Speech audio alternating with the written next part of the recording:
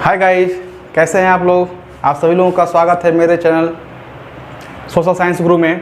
तो मेरे प्यारे दोस्तों, मंडे से यानी कल 8 तारीख से, ठीक है, एक नया सिस्टम हम अप्लाई करने जा रहे हैं and that is the routine for YouTube classes, है ना। अब क्या है कि अब हमारे चैनल पर आप सभी लोगों को continuously in regular way you will get the video according to this routine, ठीक है। तो मैंने इसमें जो है 4 क्लास को इंक्लूड किया हूँ। ओके, क्लास 6, 8, 9, 10, 6, 8, 9, 10, ठीक है। So subject wise I will cover. So I have taken first 2 subject, that is geography and history. Okay, so you see Monday को जो है क्लास 9 के लिए ज्योग्राफी मॉर्निंग में होगा, ये मॉर्निंग में वीडियो अपलोड होगा, और ये साइड राइट साइड वाले आपका जो है ये आपका इवनिंग में वीडियो ये जाएगा, ठीक है। एक मॉर्निंग में एक इवनिंग में, इट।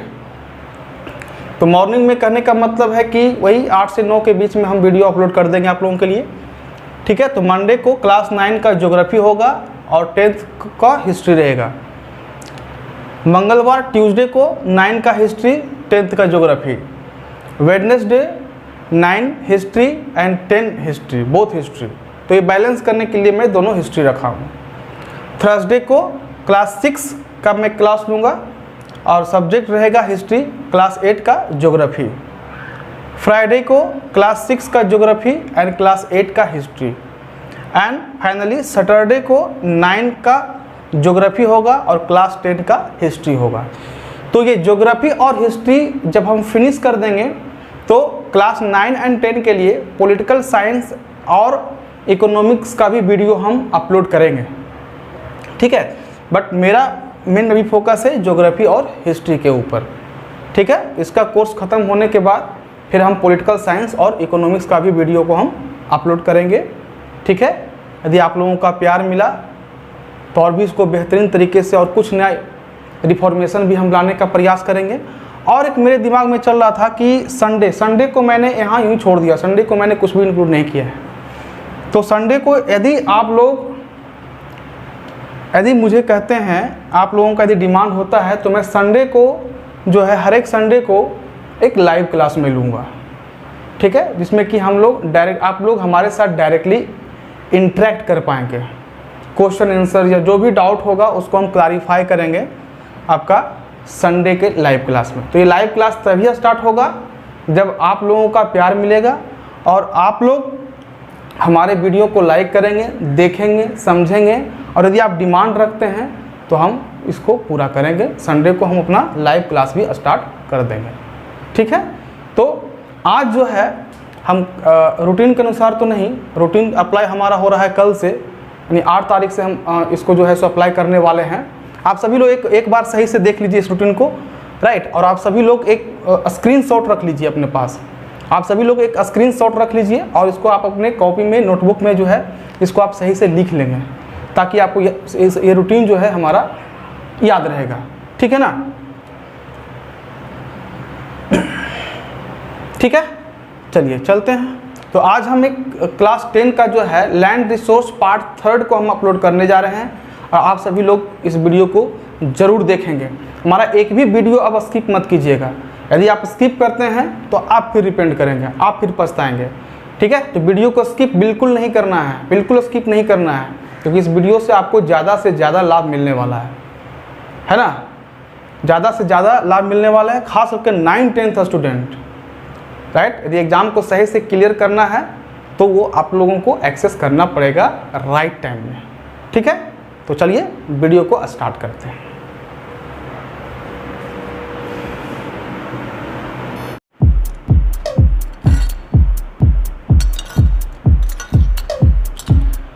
तो आइए देखते हैं land use pattern in India. तो इसको शुरू करने से पहले मैं ये बताना चाहता हूँ आप लोगों को कि ये वीडियो थोड़ा लंबा होने वाला है, क्योंकि आज लैंड रिसोर्स का लास्ट पार्ट है। तो आप सभी लोग वीडियो के अंत तक बने रहेंगे, क्योंकि कुछ नया इन्फॉर्मेशन, कुछ अच्छे इन्फॉर्मेशन आपको इसमें मिल सकते हैं। आप देख सकते हैं land use pattern in India, right. मेरे दोस्तों, लैंड यूज पैटर्न है ना, हर एक देश में, हर एक रीजन में लैंड को यूटिलाइज करने का एक अपना अपना तरीका होता है, ठीक है, अपना अपना तरीका होता है। तो लैंड यूटिलिटी जो है वो दो फैक्टर से डिटरमाइन होता है। दो फैक्टर ऐसे हैं जो प्रभावित करते हैं लैंड की यूटिलिटी को, लैंड का यूटिलाइजेशन को। कौन कौन से दो फैक्टर हैं? Physical factor, human factor. ये फिजिकल फैक्टर में क्या क्या आता है? फिजिकल फैक्टर में आपका क्लाइमेट आता है, राइट, सॉइल हो गया, टोपोग्राफी हो गया, है ना। तो क्लाइमेट के हिसाब से ही जो है, क्लाइमेट के अनुसार ही जो है हम सभी लोग लैंड का यूटिलाइजेशन कर सकते हैं। जैसे अभी हम लोग जहाँ रह रहे हैं नॉर्थ इंडिया प्लेन में, प्लेन रीजन में, वहाँ का क्लाइमेट क्या है? ह्यूमन हैबिटेशन के लिए सूटेबल है। लेकिन अब यदि हम बात करते हैं नॉर्थ पोल पे या अंटार्कटिका में जाकर के कोई गतिविधि करें और सभी लोग जाकर के बस जाएं, तो ये पॉसिबल नहीं हो सकता, क्योंकि क्लाइमेट वहाँ का हम लोग के सर्वाइवल के लिए उपयुक्त नहीं है। सॉइल की यदि हम बात करते हैं तो जिस जगह का सॉइल का फर्टिलिटी अधिक होगा, ऑफकोर्स वहाँ पर इंसान क्या है, खेती भी बहुत ही ज़्यादा करेगा। टोपोग्राफी की यदि हम बात करते हैं तो टोपोग्राफी का मतलब होता है, यहाँ पे देखिए एक प्रोफाइल हम बना रहे हैं, ये माउंटेन का प्रोफाइल है, प्लेट्यू है और ये प्लेन है ना। टोपोग्राफी, टोपोग्राफी में क्या है, जिसको हमने क्या किया, नंबरिंग कर दिया, number 1, number 2 and number 3, right, number 1, number 2 and number 3, and it. Number 1 that is mountain, number 2 that is plateau and number 3 that is plain region, okay. तो प्लेन रीजन जो होता है वो ज़्यादा उपयुक्त है ह्यूमन एक्टिविटी के लिए, है ना। माउंटेन और प्लेट्यू पे ह्यूमन एक्टिविटी करना ज़्यादा पॉसिबल नहीं है, इसलिए अधिक से अधिक जो जनसंख्या है हमारे देश का या किसी भी देश का, वो अधिकतर निवास करती है कहाँ? प्लेन रीजन पर, नंबर 3 पे। तो टोपोग्राफी का मतलब हुआ माउंटेन, प्लेट्यू, प्लेन, है ना। रिवर भी उसमें आते हैं, लेक भी आते हैं, वैली भी आता है, बट हम जनरली इन तीनों के बारे में ही बात करना चाहते हैं, ओके। तो टोपोग्राफी का मतलब क्या समझ में आ गया? तो टोपोग्राफी के अनुसार भी जो है लैंड यूटिलाइजेशन को डिटरमाइन किया जा सकता है, ओके। सेकेंड फैक्टर आपका है that is the human factor. First factor I have completed, second factor is the human factor. Human factor that is totally related with the human beings and physical factors that is totally related with the natures, the things what we have obtained from the natures, isn't it? But when we talk about the human factors which is totally related to the human beings, so population density भी प्रभावित करती है। यदि किसी क्षेत्र का population density बहुत ही ज़्यादा है तो ऑफकोर्स वहाँ का लैंड यूटिलाइजेशन भी बहुत ज़्यादा होगा, अलग अलग तरीके से आपको दिखने को मिल सकता है ना। लेकिन दूसरी तरफ हम एक एग्जाम्पल देने करके आपको बताना चाहते हैं। You can take example of Arunachal Pradesh, है ना। अरुणाचल प्रदेश का आप एग्जांपल ले सकते हैं। अरुणाचल प्रदेश में क्या है ना, पॉपुलेशन डेंसिटी बहुत कम है, पर स्क्वायर किलोमीटर 13, 14, 15 इस तरह से आपको मिलेंगे, है ना। तो वहाँ का पॉपुलेशन डेंसिटी ज़्यादा नहीं है, क्यों? क्योंकि वो लोग जो है ना, अधिकांशतः जो पॉपुलेशन अरुणाचल प्रदेश का है 99% population that are located in the hilly tracts, isn't it? तो हिली ट्रैक नंबर 2 है ना, और first it will include the first and second track of the topography. So that's why population density is very less in Arunachal Pradesh, है ना। तो ये population density भी क्या है, प्रभावित करता है। कल्चर भी प्रभावित करता है ना। भुवनेश्वर को कहा गया है temple city of India. Bhubaneswar is called as temple city of India, isn't it? Temple city of India, वहाँ का कल्चर है, वो लोग पूजा पाठ में बहुत ही ज़्यादा बिलीव करते हैं, बहुत ही ज़्यादा बिलीव करते हैं पूजा पाठ में, है ना। तो कल्चर वहाँ भुवनेश्वर का जो लैंड यूटिलाइजेशन है वहाँ अलग तरीके से किया गया है। यदि हम कंपैरिजन करें गया के तुलने में या नवादा डिस्ट्रिक्ट के तुलने में या समस्तीपुर के डिस्ट्रिक्ट के तुलने में, है ना। तो क्यों रिलीजियस प्लेस है। वाराणसी के लिए एग्जाम्पल लीजिए, वो भी एक रिलीजियस सिटी है, तो वहाँ पर जो है वहाँ का कल्चर कुछ और ही है, राजस्थान की कल्चर कुछ और ही है। तो कल्चर भी कहीं ना कहीं जो है लैंड यूटिलाइजेशन को अफेक्ट करता है, राइट। और थर्ड आपका हमने इंक्लूड किया है टेक्नोलॉजी। ऑफकोर्स यदि टेक्नोलॉजी हमारे पास एडवांस है, बहुत ज़्यादा एडवांस टेक्नोलॉजी है, ऑफकोर्स आप देखिए आजकल जो घर बनाए जा रहे हैं, बिल्डिंग्स जो बनाए जा रहे हैं, कहाँ बन रहे हैं, लैंड के ऊपर ही तो बन रहे हैं, राइट। लैंड के ऊपर ही तो कंस्ट्रक्शन किया जा रहा है, रोड का कंस्ट्रक्शन किया जा रहा है, पार्क का कंस्ट्रक्शन किया जा रहा है, पॉन्ड्स बनाया जा रहा है, so many things are constructed. So total constructions are going on where, on the land form, on the land form that is the plain regions generally, isn't it, है ना। टनल बनाया जा रहा है, कश्मीर में टनल बनाया गया है ना। तो टनल कहाँ बना है, जमीन पर ही तो बनाया गया टनल को, राइट। माउंटेन एरिया में बनाया गया है टनल्स, जो कि बहुत ही डिफिकल्ट काम है। But how it become possible, only that become possible due to the availability of technology. ठीक है, चलिए नेक्स्ट टॉपिक की ओर चलते हैं।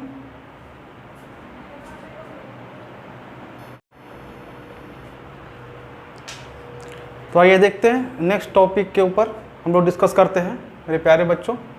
ये आपका land use pattern in India है, इसको देख लीजिए। सॉरी, यहाँ पर लिखना हम भूल गए हैं। Okay, land use pattern in India. Okay, अब देखिए इस फिगर को आप सभी लोग जो हैं इस फिगर को देखे होंगे, है ना। आप अपने एनसीईआरटी टेक्स्ट बुक में ज़रूर इसको देखे होंगे, राइट, बना हुआ, लेकिन शायद आप लोगों को समझ में नहीं आया होगा। बट आज हम इसको बारीकी से समझाने जा रहे हैं और आप सभी लोग समझने का प्रयास करेंगे। ओके, तो चलिए शुरू करते हैं। Land use pattern in India. देखिए दो पाई चार्ट यहाँ पर दिया गया है, इसको कहते हैं दोस्तों पाई चार्ट, है ना। ये land use pattern of our country का, हमारे कंट्री का जो है पाई चार्ट दिया गया है और इसमें बताया गया है दो जो है डिफरेंट ईयर का डेटा दिया गया है इसमें, राइट। एक है 1960 से 61 का और दूसरा है 2008 से 9 का डेटा। ठीक है ना। देखते हैं इसमें कहाँ किस क्षेत्र में इम्प्रूवमेंट हुआ है और किस क्षेत्र में इम्प्रूवमेंट नहीं हुआ है, इसके बारे में हम लोग बारीकी से देख लेते हैं। तो देखिए हमने क्या किया है ना, सबको अलग अलग सिंबल से सिंबलाइज किया हुआ है, दोनों चार्ट में सेम है, राइट। सिर्फ ईयर वेरी कर गया है, ईयर वेरी है यहाँ पर। आप सभी लोग देखिए ये डॉट डॉट डॉट जो है दोनों में ये नेट सोन एरिया NS है, नेट सोन एरिया को दिखाया गया है। ये देखिए माइनस का जो चिन्ह है यहाँ पर और यहाँ पर, राइट, ये माइनस के चिन्ह के माध्यम से हमने बताया है फॉरेस्ट एरिया का कितना कवरेज है, राइट। ये देखिए सीधी लाइन जो है, वर्टिकल लाइन जो है यहाँ और यहाँ पे, ओके, ये शो कर रहा है आपका बैरन एंड अनकल्चरेबल लैंड। और उसके बाद फिर देखिए ये देखिए क्रॉस किया है मैंने इस तरह से कर करके, तो ये सिंबल आपका प्रेजेंट कर रहा है नॉन एग्रीकल्चरल लैंड, जिसका मतलब खेती के लिए यूज हम नहीं कर रहे हैं, है ना। ये देखिए मल्टीप्लाई का चिन्ह है ये वाला, और यहाँ पर देखिए permanent pasture and grazing land का ये सिंबल है। स्टार मार्क ये है, यहाँ पर देख लीजिए ये ट्री क्रॉप्स एंड ग्रोव्स का है। क्वेश्चन मार्क ये है, ये सिंबल क्वेश्चन मार्क का कल्चरेबल वेस्ट लैंड है। 2 हमने ये 2 लिखा है ताकि आप सही से समझ सके, 2 राइट, जो कि फैलो अदर देन करेंट है, राइट। और लास्ट सिंबल है आपका 1, हिंदी वाला 1 है, सीधा 1 जो लिखा जाता है, ये आपका करंट फैलो लैंड है ना। तो इसके माध्यम से अब देखिए कितने टोटल नंबर ऑफ सिंबल्स कितने हो गए, पहले ये काउंट कर लीजिए।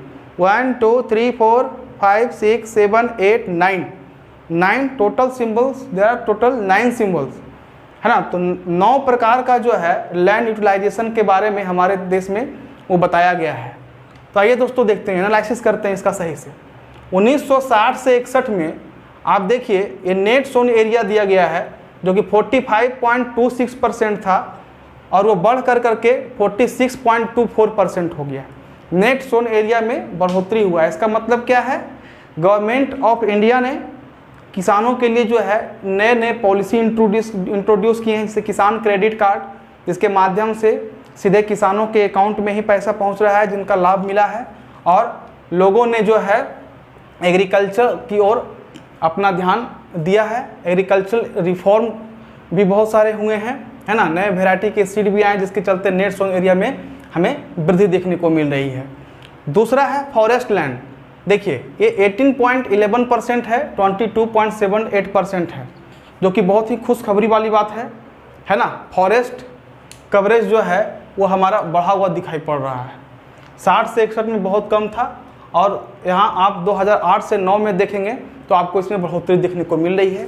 जिससे ये पता चला है कि पर्यावरण को लेकर के लोगों में काफ़ी अवेयरनेस आया है, लोगों को पेड़ों के बारे में अच्छी तरीके से समझ में आ गई कि आखिर में ट्रीज का क्या इंपॉर्टेंस है हमारे डे टू डे लाइफ में, जिसके चलते फॉरेस्ट कवरेज हमारा बढ़ा है ना। ब्रिटिश के ज़माने में तो डिफॉरेस्टेशन के चलते हमारा मिनिमाइज हो गया था फॉरेस्ट एरिया, राइट। और थर्ड देखिए, ये आपका बैरन एंड अनकल्चरेबल लैंड है, जो कि 12.01% था 60 से 61 में, जो कि घटकर 8.7% हो गया। यह भी खुशखबरी वाली बात है। यदि वेस्ट कोई अनकल्चरेबल वेस्ट लैंड है, राइट। वेस्ट लैंड दो प्रकार के होते हैं, ये आप समझिए सही से। वेस्ट लैंड दो प्रकार के होते हैं, culturable and unculturable. Culturable waste land जहाँ पर क्या है, जैसे हम देख सकते हैं वाराणसी, या आप देख सकते हैं केदारनाथ धाम जाइए, देवघर जाइए, भुवनेश्वर जाइए, वहाँ पर क्या है, कल्चर के नाम पर क्या है, धर्म के नाम पर क्या है ना, बड़े बड़े मंदिर आपको अधिक संख्या में देखने को मिलेंगे। तो एक तरह से वेस्ट लैंड है, क्योंकि हम उस पर खेती नहीं कर सकते हैं, है ना। तो आता है अनकल्चरेबल वेस्ट लैंड के कैटेगरी में आता है, ठीक है, जो कि घटता हुआ नजर आ रहा है, जो कि बहुत ही अच्छी बात है। मतलब लैंड यूटिलाइजेशन अच्छी तरीके से जो है इसमें इम्प्रूवमेंट हमें देखने को मिल रहा है। ये देखिए नॉन एग्रीकल्चरल 4.95 से लेकर के 3.8% हो गया, राइट। नॉन कल्चरेबल लैंड की यदि हम बात करते हैं तो आई थिंक इसमें जो है बढ़ोतरी हुआ है, 5.57 है, ये सॉरी 5.57% ये है, एंड 4.95 था नॉन कल्चरेबल एग्रीकल्चरल लैंड, और ये है 5.57, जिससे ये पता चल रहा है कि इसमें वृद्धि हुआ है ना। अभी के समय में जो है किसान लोगों को खेती करने से ज़्यादा बेनिफिट नहीं हो पाता है ना। लोगों के मन में एक ऐसा सोच आ गया है, इसलिए लोग अब पैसा कमाने के लिए जो है वापी, सूरत, दिल्ली, बॉम्बे की ओर दौड़ रहे हैं, है ना, जिसके चलते नॉन एग्रीकल्चरल जो क्षेत्र था वो धीरे धीरे कम होता जा रहा है, बढ़ता जा रहा है, नॉन एग्रीकल्चर की कैटेगरी में आते जा रहा है, राइट। फिर नेक्स्ट है आपका permanent pasture and grazing land को देखते हैं, ये जो कि आपका घट गया है, कम हो गया है। ये भी अच्छी बात नहीं है, क्योंकि पशुओं के लिए जो है मुख्य आहार जो है, यदि उसमें हम कटौती करते हैं तो पशु को पालने में फिर बहुत समस्या हो सकता है हम लोगों के लिए। Tree crops and groves 1.50 during 1960 to 61 and you can see 1.1%, ठीक है। तो यह भी कुछ खुशखबरी वाली बात नहीं है, क्योंकि ट्रीज का होना बहुत ही ज़रूरी है। ग्रोव क्रॉप्स हैं, जैसे पीपल का पेड़ हो गया, नीम का पेड़ हो गया। पीपल जैसे पेड़ तो ऑक्सीजनदायी पेड़ है ना, प्राणवायु जो प्रदान करता है, इसकी भी संख्या कम होती जा रही है। तो कहीं ना कहीं डिफॉरेस्टेशन भी हुआ है, यदि फॉरेस्ट लैंड बढ़ा है तो डिफॉरेस्टेशन भी दूसरी ओर कहीं कहीं हुआ है ना। और देखिए ये क्वेश्चन मार्क जो है शो कर रहा है कल्चरेबल वेस्ट लैंड, इसमें देखते हैं क्या हुआ है। यह 6.23% था, जो कि घटकर 4.17% हो गया, मतलब इसमें रिडक्शन हुआ है, इसमें कमी आई है ना। अब लोग क्या हैं, जनसंख्या की आबादी बढ़ती जा रही है, जनसंख्या जो है बढ़ती जा रही है तीव्र गति से, राइट। तो कल्चरेबल जितने सारे वेस्ट लैंड वगैरह थे, अब उसको कंस्ट्रक्टेबल लैंड में जो है परिवर्तित किया जा रहा है ना। देखिए ये देखिए ये टू क्या बता रहा है, फैलो अदर देन करेंट लैंड। पहले समझिए फैलो लैंड क्या होता है। फैलो लैंड होता है मतलब परित ज़मीन। जैसे हमारे पास 1 हेक्टेयर ज़मीन है, लेकिन हमने क्या किया, किसी कारणवश जो है हम चले गए दिल्ली, तो 2 साल 3 साल के लिए हमने खेती नहीं किया, तो वो आएगा other than current fallow land, ठीक है। लेकिन 1 साल से कम समय तक यदि खेती नहीं होता है, वो आता है करंट फैलो लैंड में, ठीक है। तो करंट फैलो लैंड को पहले देखिए, नंबर 1 3.37% ये है, जो कि बढ़ करके 4.76% की ओर होता जा रहा है। मतलब करंट फैलो लैंड की जो नंबर है, परसेंटेज है, उसमें हमें बढ़ोतरी दिखने को मिल रहा है। तो ऐसा क्यों हो रहा है, क्योंकि लोग जॉब की ओर रुख कर रहे हैं, शहरों में जाकर के अपनी ज़िंदगी को जीना चाह रहे हैं।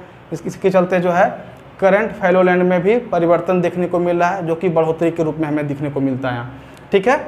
अदर देन में 3.50 है, 3.37 है।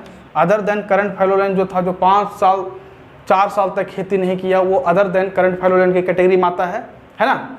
तो इसमें हमें जो है घटोतरी मिली है देखने को, ठीक है। तो कुछ रीजन में क्या है, राइट, लोग फिर पुनः कृषि की ओर आकर्षित हुए होंगे, है ना, तभी एक इस तरह की जो है डेटा हमें देखने को मिलता है। तो ये जो था आपका पूरा ऑल अबाउट एनालिसिस है ना। आगे चलते हैं नेक्स्ट टॉपिक की ओर, हम लोग आगे बढ़ते हैं और डिस्कशन करते हैं लैंड डिग्रेडेशन के बारे में, ठीक है।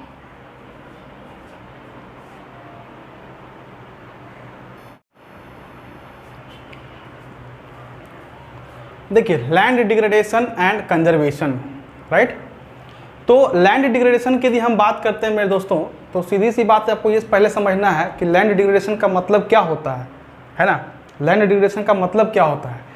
डिग्रेडेशन का मतलब होता है किसी भी चीज़ का क्वालिटी का नीचे गिरना, क्वालिटी का कम होना, है ना, उसको कहते हैं डिग्रेडेशन। एक होता है अपग्रेडेशन, मतलब अपने आप को अपग्रेड कीजिए, अपनी क्वालिटी को आगे बढ़ाइए, अपनी क्वालिटी को इम्प्रूव कीजिए, है ना। लेकिन ये क्या है? लैंड डिग्रेडेशन है। मतलब कहीं ना कहीं जो है ये लैंड यूटिलाइजेशन के चलते लैंड की क्वालिटी भी जो है वो डिग्रेड हुई है ना। आइए देखते हैं कि कहाँ क्या हुआ है। तो सबसे पहले इसको हम शुरू करते हैं। यहाँ पर देखने को ये मिलता है मेरे दोस्तों कि 95% जो है हमारा लाइफ का जो बेसिक नेसेसिटी है, जो डे टू डे नीड हमारा है, 95%, है ना। जैसे फूड हो गया, शेल्टर हो गया, है ना, ये हमें कहाँ से प्राप्त होते हैं? ये हमें प्राप्त होते हैं हमारे लैंड रिसोर्स से। लैंड से हमको ये मिलता है 95% ऑफ आवर बेसिक नीड्स। सोचने वाली बात है ना। लेकिन बाकी सब जो है अदर 5% वो आपका नॉन एग्रीकल्चरल एरिया, जैसे माउंटेन हो गया, वैली हो गया, हिली रीजन्स हो गए, वो उसमें चले जाते हैं। तो उसका यूटिलाइजेशन तो हम ज़्यादा कर नहीं पाते हैं। ह्यूमन एक्टिविटीज़, देखिए नेचर ने हमें क्या दिया? लैंड को यूटिलाइज करने के लिए सही तरीके से प्रॉपर वे में आप लैंड को यूटिलाइज कीजिए। नेचर ने हमें ये सिखाया, हमें ये कहा कि भाई चलो जाओ लैंड पे रहो, लेकिन लैंड का प्रॉपर वे में यूटिलाइजेशन करना। लेकिन इंसान लोग तो क्या है ना, due to the greedy nature. Recall कीजिए महात्मा गांधी का आइडिया, है ना, कि इस धरती पर जो भी हैं, जितने भी संसाधन हैं, वो सभी के लिए परफेक्ट हैं, काफ़ी हैं, इनफ हैं। लेकिन ग्रेडी इंसान के लिए वो काफ़ी नहीं है, इनफ नहीं है, वो बहुत ही कम है ना। तो देखिए ह्यूमन एक्टिविटीज़, है ना, ह्यूमन ने क्या किया? अपने डेवलपमेंट के लालच में जो है कहीं कहीं इंडस्ट्री खोल दिया, बहुत सारे जगह पे माइनिंग शुरू कर दिए, है ना, कहीं कहीं ओवर ग्रेजिंग कर दिया, कहीं कहीं ओवर इरिगेशन भी कर दिया, है ना, जिसके चलते लैंड की क्वालिटी, लैंड की भी एक सहने की क्षमता है यार। लैंड भी बेचारा कितना सहे अपने आप को, लैंड को भी सहने का एक क्षमता है, इसकी एक कैपेसिटी है ना। हर एक अब इंसान में देखिए ना, जब लिविंग थिंग में क्या है कैपेसिटी है, तो वो तो नॉन लिविंग थिंग है बेचारा, उसकी भी तो क्वालिटी खत्म होगी ना एक न एक दिन। हाँ, हम ये फ़ोन, स्मार्टफोन यूज कर रहे हैं, अपने वीडियो को रिकॉर्डिंग कर रहे हैं, तो इसकी भी एक क्वालिटी है ना, इसका भी एक समय है ना, इसका भी सहने का क्षमता है ना। जितनी इसकी मेमोरी है उतना ही हम काम कर सकते हैं, नहीं तो मेमोरी फुल, कहानी खत्म हो जाएगा, है ना। इसकी भी एक कैपेसिटी बनाई गई है। तो हर एक चीज़ का एक कैपेसिटी होता है। लेकिन ये ह्यूमन एक्टिविटीज़ के चलते क्या हुआ ना, हमारा लैंड जो है डे टू डे वो डिग्रेड होता चला गया। आप देखिए यहाँ कि हमने टेबल चार्ट बनाया है मेरे दोस्तों, आप देखिएगा इसको, आप लोग जरूर इसका एक स्क्रीनशॉट ले लीजिए। एग्जाम पॉइंट ऑफ व्यू से बहुत ही 1 मार्क्स का क्वेश्चन यहाँ से पूछा जाता है CBSE, खासकर क्लास 10 के बच्चों के लिए CBSE के द्वारा हर बार हमेशा पूछा जाता है। तो आप यहाँ से एक स्क्रीनशॉट ये ले लीजिए सही से, ठीक है। आइए, कॉजेज ऑफ लैंड डिग्रेडेशन, एक साइड में हमने लेफ्ट साइड में कॉजेज ऑफ लैंड डिग्रेडेशन को लिखा है, दूसरे साइड में areas where land degradation occurs. वो कौन से एरिया हैं जो पर्टिकुलर कॉजेज के द्वारा डिग्रेड हुए हैं? जैसे माइनिंग और क्वेरिंग। क्वेरिंग का मतलब क्या होता है? पत्थरों का थ्रेशिंग करना, है ना, बड़े बड़े स्टोन होते हैं उसका थ्रेशिंग किया जाता है, थ्रेशिंग करके छोटे छोटे पत्थरों में कन्वर्ट किया जाता है, वही होता है क्वेरिंग, ठीक है। तो माइनिंग और क्वेरिंग में से प्रभावित जो राज्य हैं, जिस राज्य का लैंड डिग्रेड हुई है, वो कौन कौन से हैं? झारखंड, मध्य प्रदेश, छत्तीसगढ़ एंड उड़ीसा। बस इसको याद रख लेना है, Jharkhand, MP, Chhattisgarh and Orissa, okay. दूसरा है ओवर इरिगेशन। आप जानते ही हैं ओवर इरिगेशन तो वही हो सकता है भाई जो राज्य फार्मिंग में बहुत ज़्यादा डेवलप है, एडवांस है, पंजाब, हरियाणा, ऐसे राज्य। देखिए Punjab, Haryana and western part of UP, हरित क्रांति यहीं तो आया था, तो है ना। थर्ड है ओवर ग्रेजिंग में आपका आ गया गुजरात, राजस्थान, मध्य प्रदेश, महाराष्ट्र।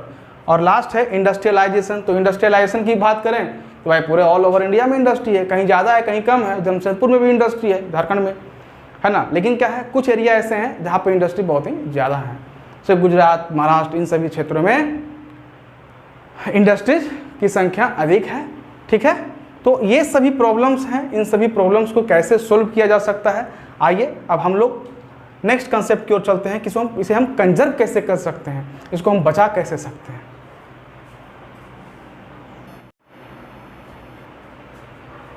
तो चलिए आइए अब डिस्कशन करते हैं हम लोग conservation of land, right. Land को कैसे कंजर्व कर सकते हैं। तो सबसे पहले आप सभी लोगों से हमारा यही रिक्वेस्ट है कि ये 5 हमने सॉल्यूशन भी बताए हैं जो हमने लिखा है बोर्ड पे, ठीक है। आप सभी लोग इसका स्क्रीनशॉट ले लीजिएगा, right, because it will be more beneficial to all of you for examination purpose, right. तो फर्स्ट क्या है, एफॉरेस्टेशन, ये बच्चों वाली बात है भाई, है ना। पेड़ लगाओ धरती बचाओ, है ना। कल आपका एनवायरनमेंट डे था 5 जून को, राइट। वृक्ष लगाइए, धरती को बचाइए, धरती को बचाइए मतलब ज़मीन को ही बचाइए ना, ठीक है। हाँ, तो एफॉरेस्टेशन मतलब ट्री को लगाना है। दूसरा है proper discharge of industrial waste, है ना। इंडस्ट्री जहाँ जहाँ भी इंडस्ट्री है ना, वो लोग क्या करते थे पहले, और अभी भी कुछ कुछ इंडस्ट्रीज में होता है ऐसा कि वो अपने वेस्ट को क्या करते हैं, जैसे तैसे फेंक देते हैं, है ना। बहती हुई नदियों में उसको डिस्पोजल कर देते हैं, डिस्चार्ज कर देते हैं। गर्म पानी है, इंडस्ट्री के द्वारा उसको ड्रेन कर दिया जाता है रिवर में। तो रिवर में ड्रेन करने से क्या होगा, इसके दुष्परिणाम ही होंगे। गर्म पानी को यदि रिवर में हम डिस्चार्ज कर देते हैं तो क्या होगा, जो हमारा एक्वाटिक इकोसिस्टम है वो नष्ट हो जाएगा, वो बर्बाद हो जाएगा। तो एक इम्बैलेंस क्रिएट हो जाएगा एक्वाटिक इकोसिस्टम के अंतर्गत, है ना। स्मोक निकलता है, स्मोक फिल्टर लगाइए, ठीक है। डंपिंग करना है, ऐसे जगह डंपिंग कीजिए ताकि अंडरग्राउंड वाटर को ये प्रभावित ना करे, इसलिए प्रॉपर डिस्चार्ज हमको करना है इंडस्ट्रियल वेस्ट का। थर्ड है ओवर माइनिंग को एक्टिविटीज़ को कंट्रोल करना है, ज़रूरत से ज़्यादा माइनिंग करने की आवश्यकता नहीं है। फोर्थ है planting of shelter belt of trees in arid region. Arid region का मतलब क्या होता है, सूखा हुआ रीजन, सूखा हुआ क्षेत्र, है ना। खास कर करके डेजर्ट जैसे क्षेत्रों में, मरुभूमि जहाँ पर है, Thar desert, we can take example of Thar desert. देखिए डेजर्ट में शेल्टर बेल्ट ट्री का कैसे लगाया जाएगा, जैसे मान के चलिए इस डायरेक्शन से यदि विंड आ रही है ना, और यहाँ पे कुछ नहीं हो तो क्या करेगा, ये अपने साथ सैंड को लेकर के चला जाएगा। So that is also one kind of the erosion of the land mass, है ना। तो ये प्रोटेक्ट करने के लिए आप क्या कीजिए, उसमें झाड़ी वाला पेड़ लगा दीजिए, रो वाइज लगा दीजिए, ताकि क्या हो, विंड का जो पावर है यहाँ तक पहुँचते पहुँचते जो है वो नॉर्मल हो जाए, कंट्रोल में आ जाए, कम हो जाए, रिड्यूस हो जाए विंड की वेलोसिटी, है ना।